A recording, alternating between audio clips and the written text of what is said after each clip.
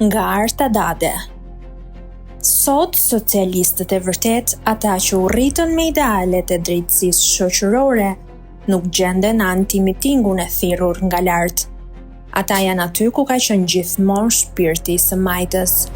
Në sheshin ku prej 13 ditësh rinia po proteston për dinjitet. Partia Socialiste nuk ka qenë kurrë partia e kundër protestave të organizuara me administratë dhe presion. Ajo lindi si avangardë e ndryshimit dhe ka ditur të jetë edhe në vitet më pas, në krye të çdo kthese historike të vendit. Ai shesh që kërkon të mbush sot Zoti Rama nuk përfaqëson historinë e saj, por tjetërsimin e saj.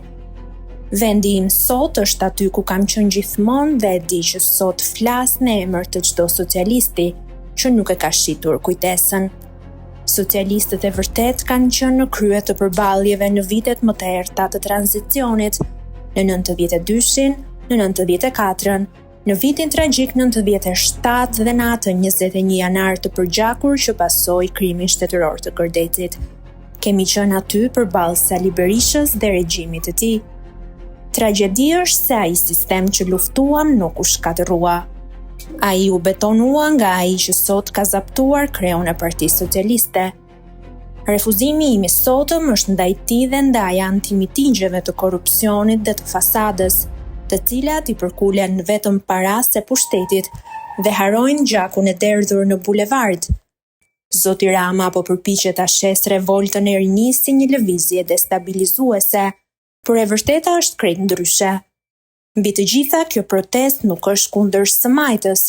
Përkundrazi, ajo ka kërkesa thellësisht të majta dhe sociale, kërkesa për barazi, për mundësi, për mbrojtjen e atyre që kjo qeverisi i ka lënë pas dore.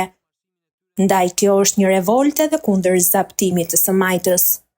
Ajo që ndodhi me Partinë Demokratike në vitin 90, kur Sali Berisha e ktheu atë në pronë private dhe zaptoi të djathtën, po përsëritet sot simetrikisht me Partinë Socialiste. Ky zaptim duhet të marrë fund. Asnjë forcë tjetër politike në historinë moderne të Shqipërisë nuk ka bërë më shumë për shtetformimin dhe progresin se sa Partia Socialiste. Por së fundmi në trupin e kësaj partie janë rritur tumore të rrezikshme, korrupsioni galopant, klientelizmi dhe së fundmi arroganca e pushtetit absolut. Diferenca historike e PS-s ka qenë aftësia e saj për vetë korrigjim. Socialistët e vërtet janë vetë pastruar përmes vullnetit, idealeve dhe zërit kritik, jo përmes duartrokitjeve servile në për antimitingje të rreme.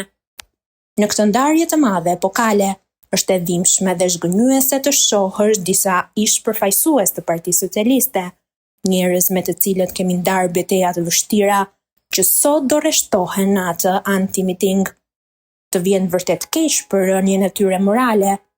Është e trishtueshme të konstatosh se si këto figura që dikur kishin zë, sot pranojnë të përdoren si dekor, të nxitur nga interesat vogla meskine të çastit.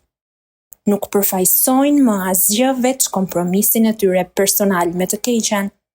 Duke pranuar të bëhen buroj e korrupsionit, ata kanë dorëzuar dinjitetin e tyre përpara historisë së kësaj partie, duke zgjedhur të jenë në anën e gabuar të sheshit dhe të kohës.